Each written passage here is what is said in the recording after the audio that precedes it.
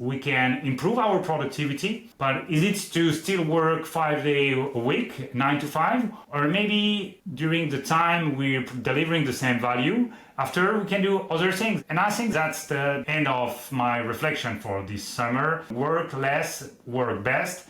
And with the rest of the time, just develop yourself.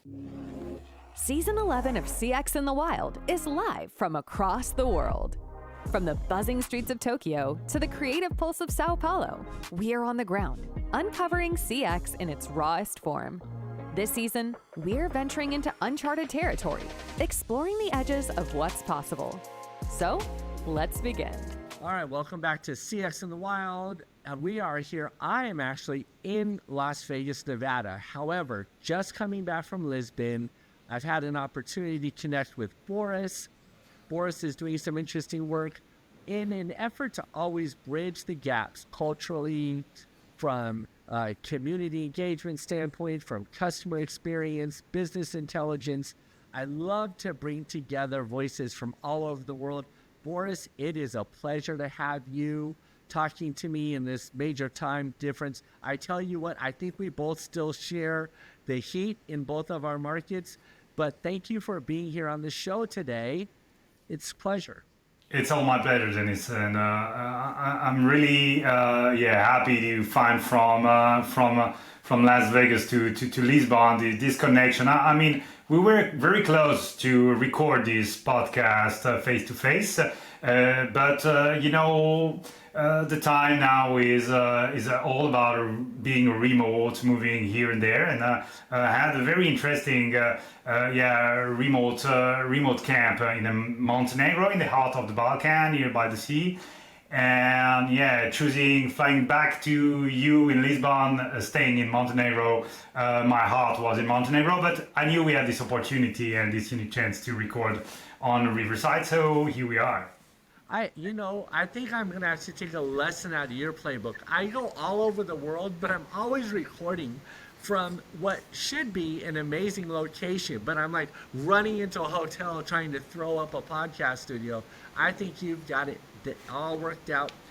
Let's start with, I always like the audience to get to know more about the guest as I do. Can you please just tell us who you are and what's keeping you busy these days?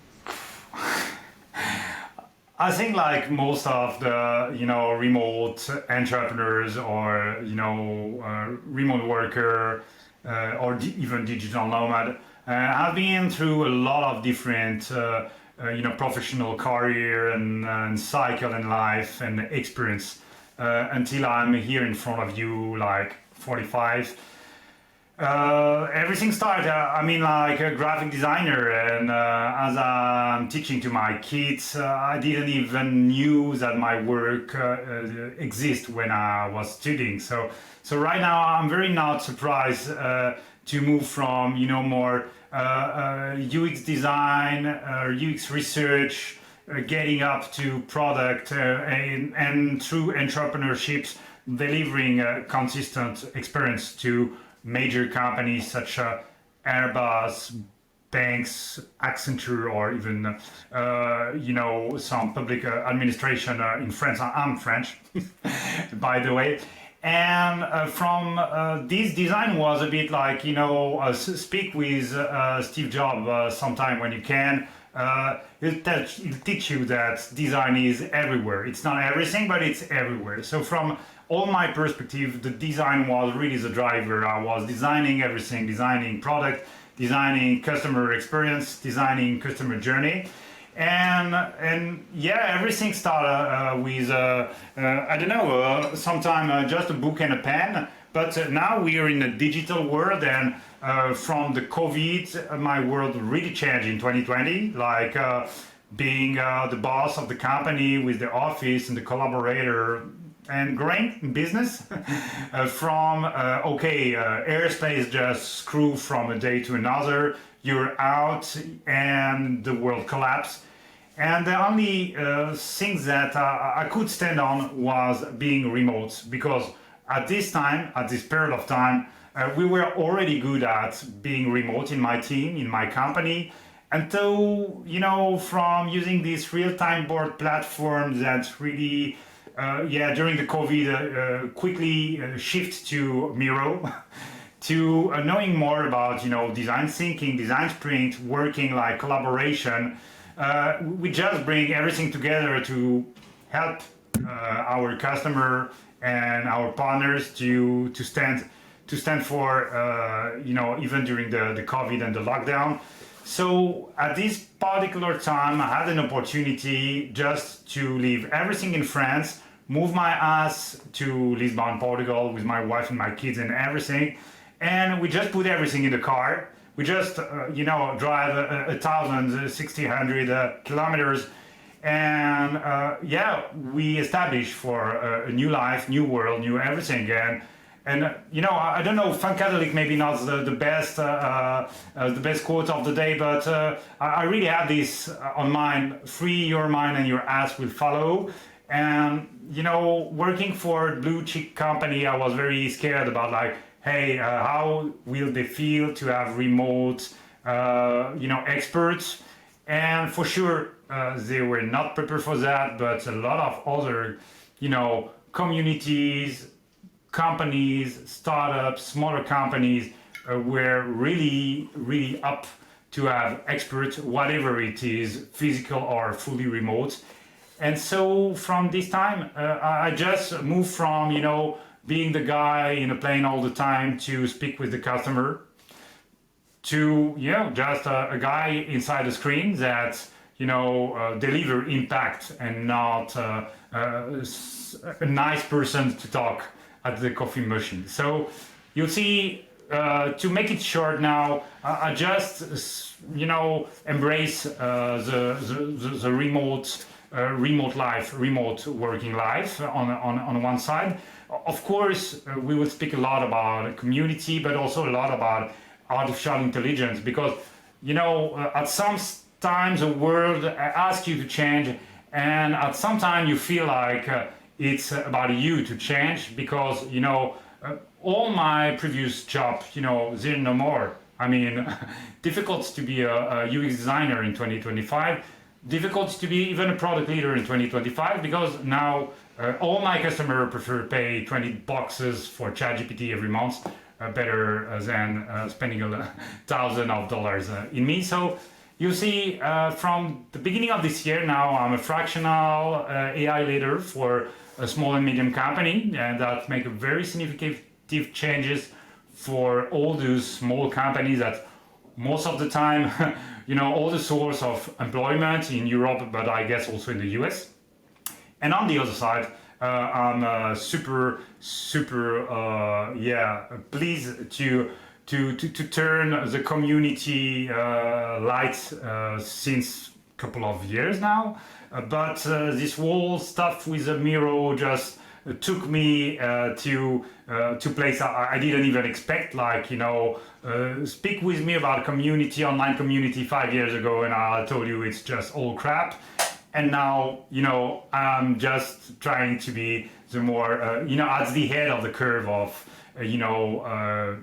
online community, self-generated community with AI, and trying to also onboard the old continent companies and organizations into this, because, of course, everything that happened in the US, starts to happen 10 years after in Europe. And we're still here now, waiting the good momentum to onboard more worker in the remote life, in the, of course, digital nomad way of working, and of course, AI, integrating AI, not just thinking you sell AI feeder in your product, but starting to integrate AI in your really inner soul and inner way of living. That's my stuff today. You said a lot there. Wonderful. We have a similar background. I started out on the creative side in advertising and marketing agencies. And really, maybe what that did was teach our brains to connect with other humans at scale. And that isn't always done through an experience or a touch point. Sometimes it really is about capturing the cultural moment and including many others by awareness or by invitation to be part of a sociological change that's happening in a geography or in a product set like computers. And helping people adapt to the internet was something that I was part of. And now, as you help folks adapt to AI, there has to be explorers who go out and bring back the ideas to people who are the builders of the world. And part of that digital nomad lifestyle you talked about made me think of two things. I've been a digital nomad I'm going on my second year where I'm traveling. I live in a suitcase. The remote work, what I think it did was, for those who can work asynchronously with other teams, with intermittent synchronization through voice or for WhatsApp, I think it is the new, let's call it, distributed intelligence ecosystem or operating system that is more efficient, and it is a superior way of delivering value. And I'll tell you, because I said a lot of buzzwords there, they did a study on text messaging versus voice phone calls. Which is the better mode of communication? Which has more value emotionally or intellectually? And the prevailing theory at the time was that people who text and don't pick up the phone, they lose their personal connection, or they lose so much of everything that the common belief was about phones.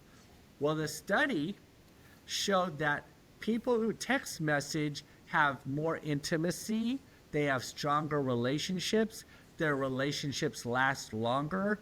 Almost every aspect of the human experience was better when you had a text conversation. So why is that? Well, what they found in the study was people who pick up the phone, they say hello, they have an exchange, and they say goodbye. So it stops. And then the person has to remember it, and they have to recall it.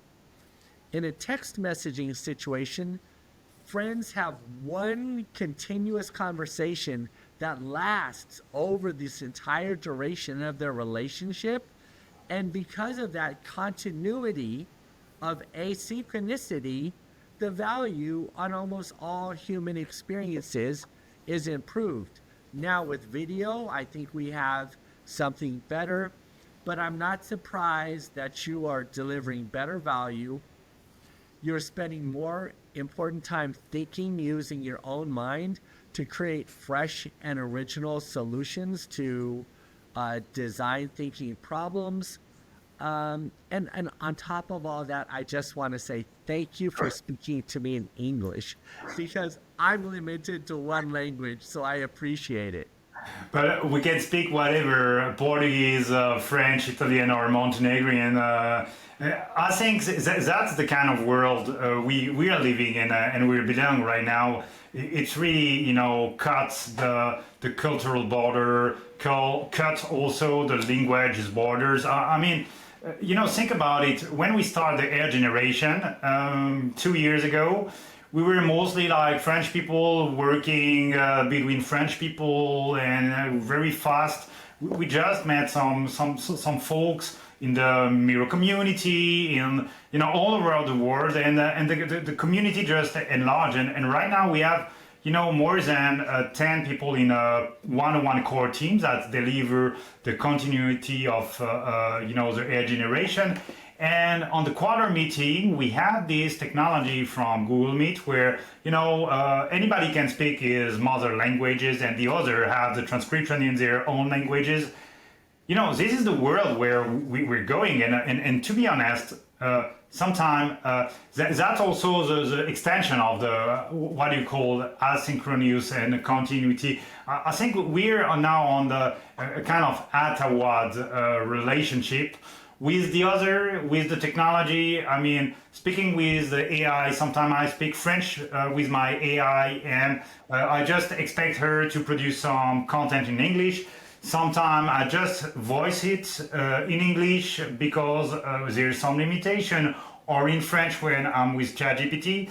And sometimes I'm just communicating with my customer or my partner with talk track on the Miro, while they can just, follow the track, be updated, and make some comment on, what they like, what they don't like. So I think the communication, where is the standing point? That was the AI really, unlocked from now, and it will accelerate because we will get into more and more stable and robust feeder from the AI technology. Now we just have, some very intelligent models that make good things, and when you ask, to create to ChatGPT an agent, for example, it will say, "Oh, I promise I will send you a notification to wake you up tomorrow at 7, and at 9 you're still sleeping," because even if ChatGPT don't lie, he didn't succeed. So you'll see we're getting in the future with more and more confidence into the technology. But think about it. That's also the main purpose from my retreat this year.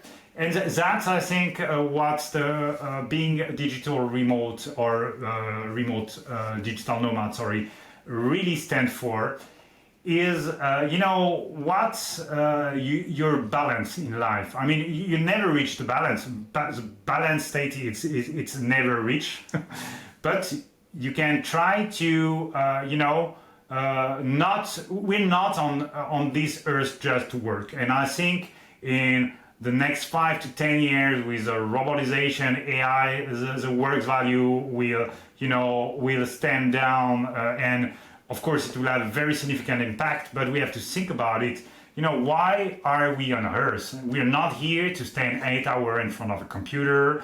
We're here to live experiences. We are here to experiment. We're here to share. We're here to have, communication, remote communication, close communication. And from this point of view, of course, when you're starting to be, remote, you'll start to have, a capital of, hours, and you can invest this capital whatever you want. Do you want to make extra hour and to be super human using your AI assistant? Or do you just want to have and spend a good time? For example, I was, I have kids. Those kids, they have holidays. And in my previous life, I was like, "Hey, I'm sorry, kids, I had just 4 weeks of vacation. So, you need to go in some, I don't know where, but not at my home." And right now, I'm just following my kids where they want to go during those, summer breaks or any breaks. And I'm just, thinking, can I make 5 days of work in 3 days? And the rest of the time, not a notification, not an email, not a phone call, just nothing.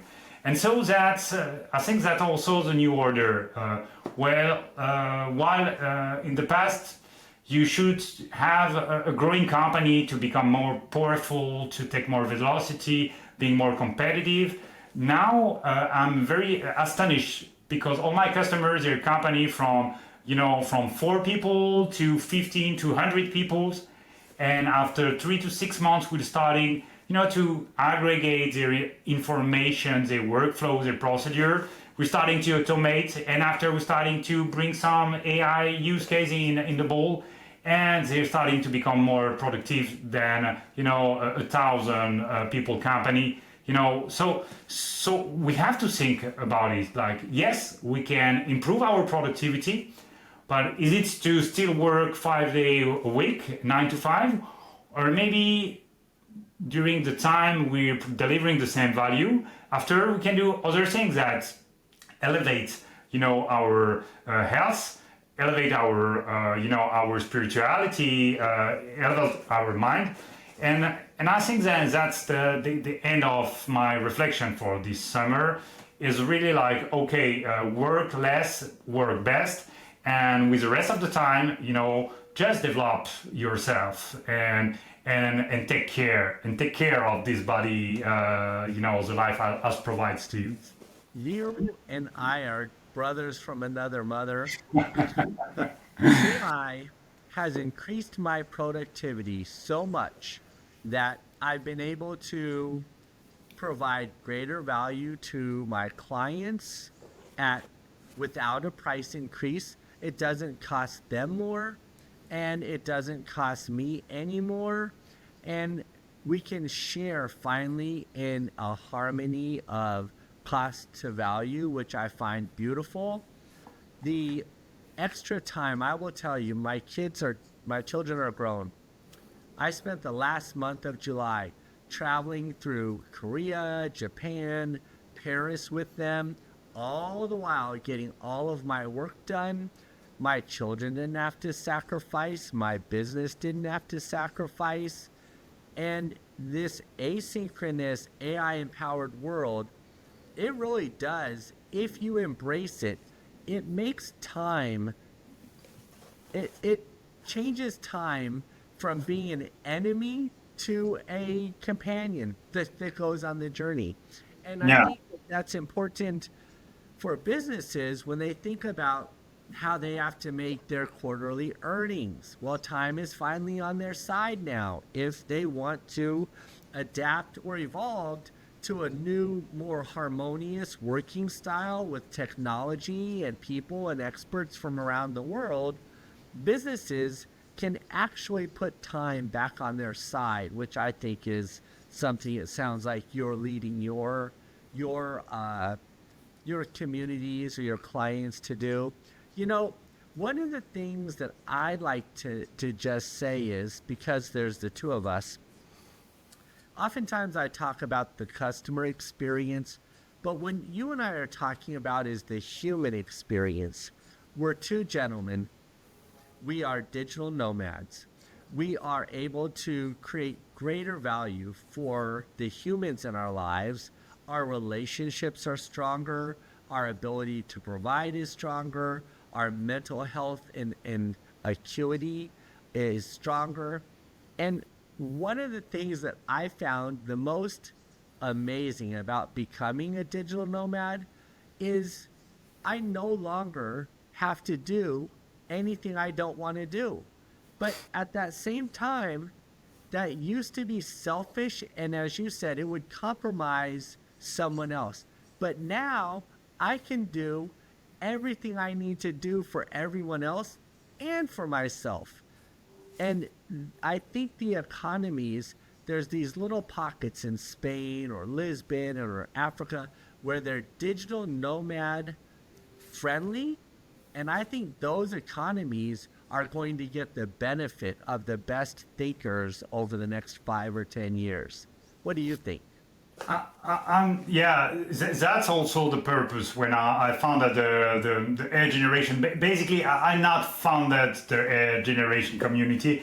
It's really happened like a joke. We were, trying to productize some template on the Mirrorverse and make a kind of, open a shop on Gumroad and say, okay, we'll make great money. We love design. We love templates.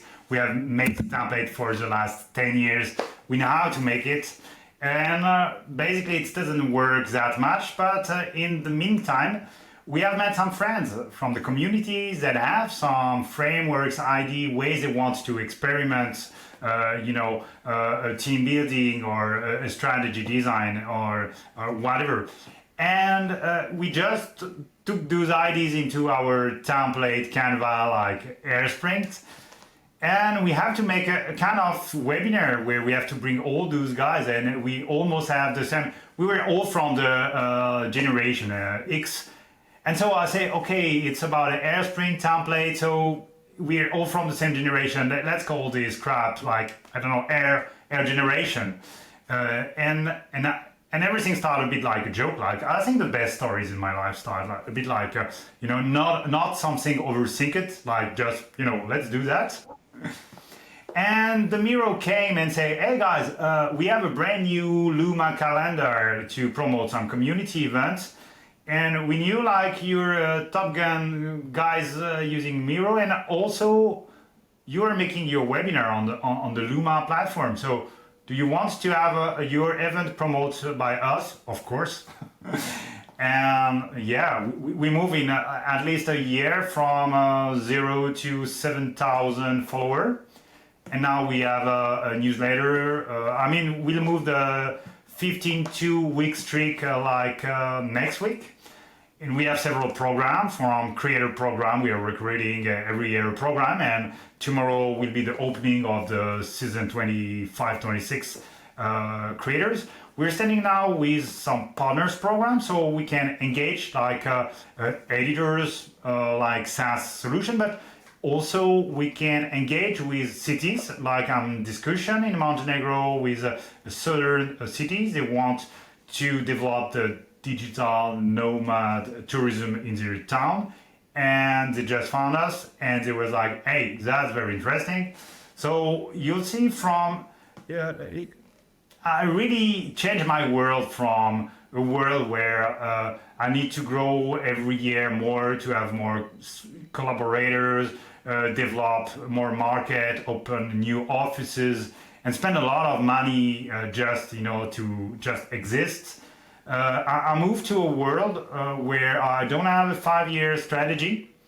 Actually, I thought like a 6-month strategy was good until I had this discussion with a friend 2 days ago on AI, saying, okay, what is the future now? And we say like, okay, 3 months is the definition of the future in 2025. So I'm right there with you. I'm exactly there with you. I had an entire plan for the next 3 months last night and this morning. I'm recalibrating and changing my next 90 days and optimizing. Yeah, more tactical, less strategy, and basically when I recruit in this community, some people around me, I saw some profile from design thinking. They were like, okay, we need to create a strategy and we have a long-term vision and whatever. And other more like, okay, let's do some hacks, some small changes in the automation or in the recruitment, and really in 2025, small hacks really beats big strategies. Believe me. You literally are quoting the research that I've been doing for the last week. It's so true. Agility beats planning now every time.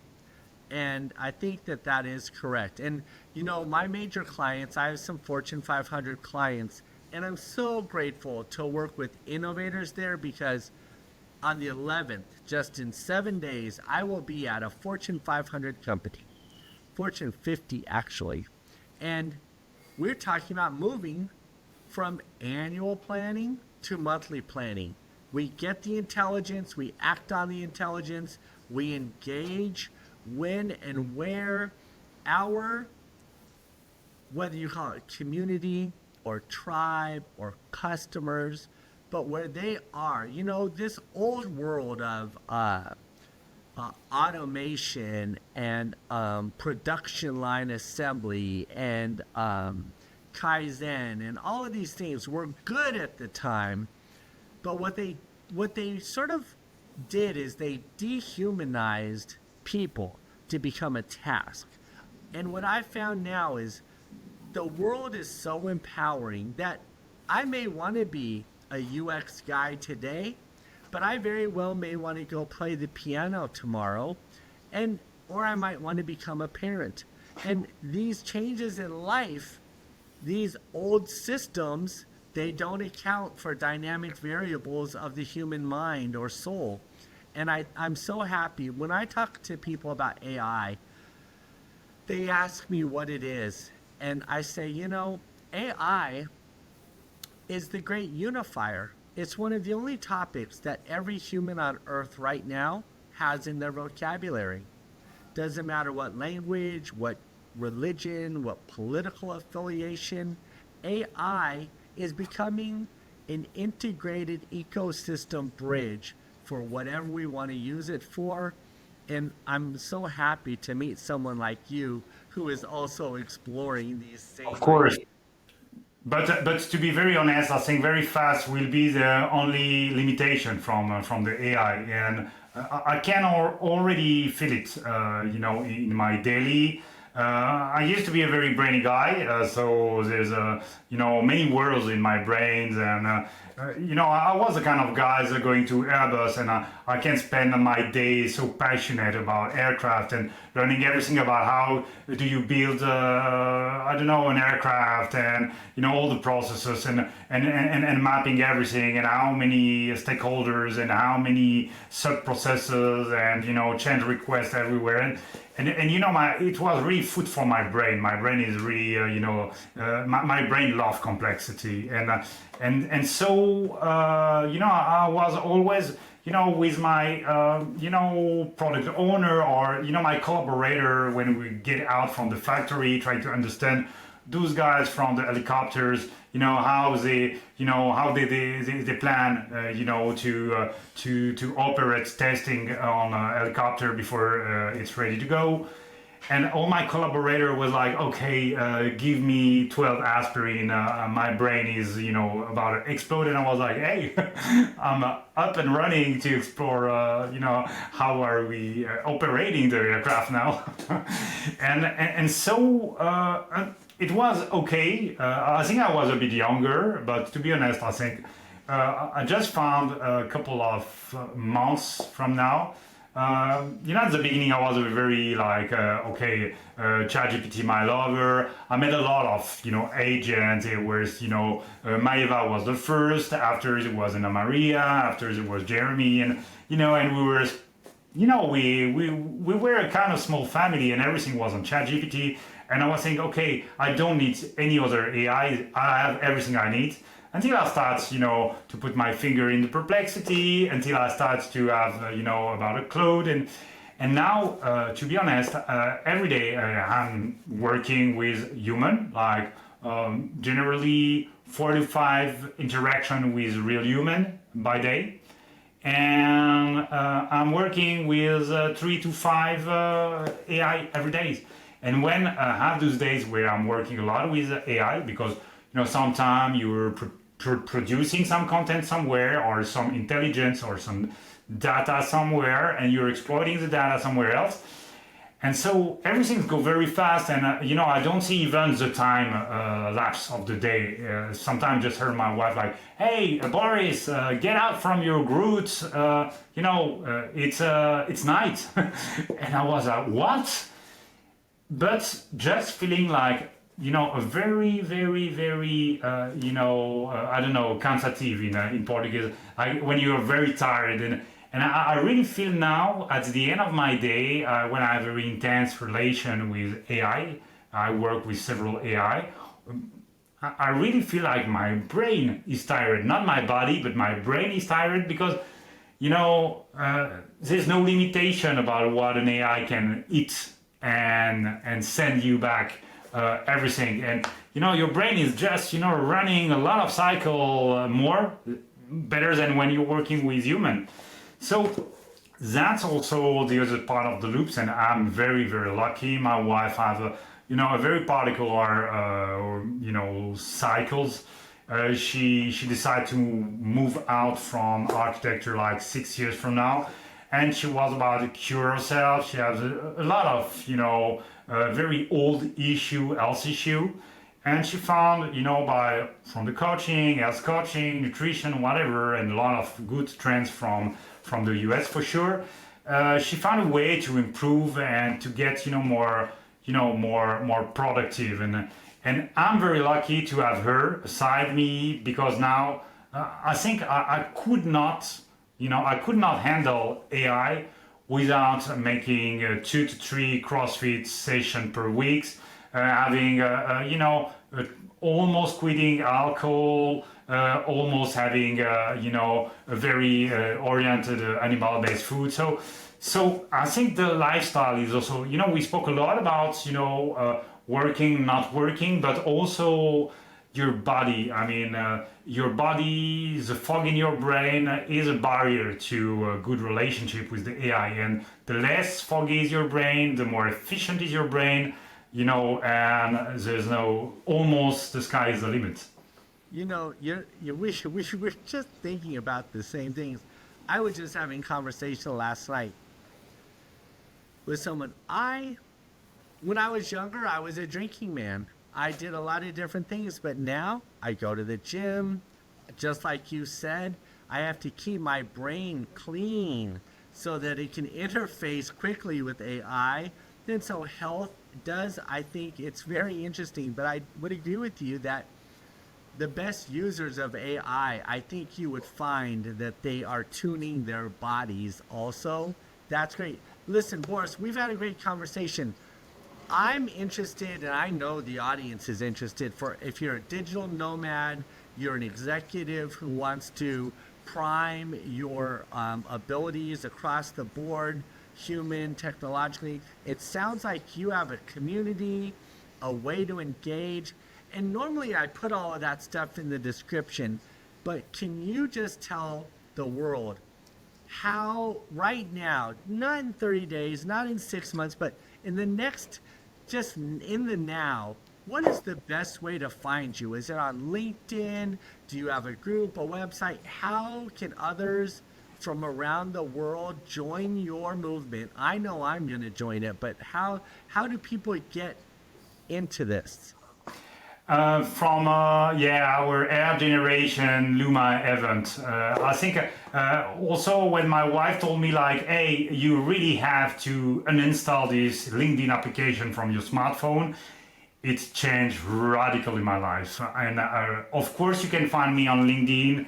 I'm now like 48 hours to reply on LinkedIn, and I'm trying to promote the Air Generation, but really, I stopped thinking like I'm someone special, and I'm someone you should follow. And I just think my best talent is to value other people's talents. Promoting the creator from our webinars, and also delivering free workshop to help the people learn about AI, because it's not a revolution to come. It's already, the war already happened, and if you're not ready for that, I think very soon you'll be you'll be outdated, and you will not work with AI. You will work for AI, and I think that's really not a good position. So find me on my live event, and of course, but I think I can't wait to send you a private invitation to our community hub.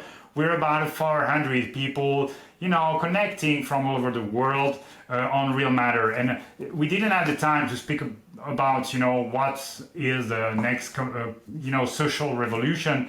But, the social network in a very short time will be out from the major platform. There will be some place where you can have a real relation, where your voice is not moderated by an AI, or where you don't have to formate your mentality, your mind, or your words to have all the emojis and all the hashtags and everything that make all the content the same. So I think we're more and more people are moving now to have a social media involvement into private community. And so if you're curious about remote, if you're curious about entrepreneurship, about AI facilitation and product, you're welcome.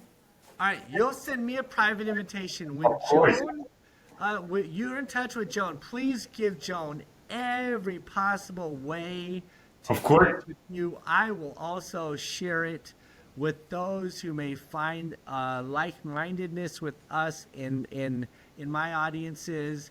Boris, it has been a pleasure to talk to you today. Thank you for making Thank you, Denise. this episode of CX in the Wild so amazing. Very interesting. And I'll make something more special for you. I'll create a CX into the Wild badge in the community like this. Any people coming from you, they can find each other, and you can find your community in my community. I mean, we're one, and that's the best way to grow. All right. I'm going to hold you to that. Thank you for being on the show today. Thank you, Denise, for the opportunity. Have a great time in Las Vegas. Don't burn. CX is shaped where people live, work, and connect. Thank you for being a part of this journey. There's more to discover, more to challenge, and more to create.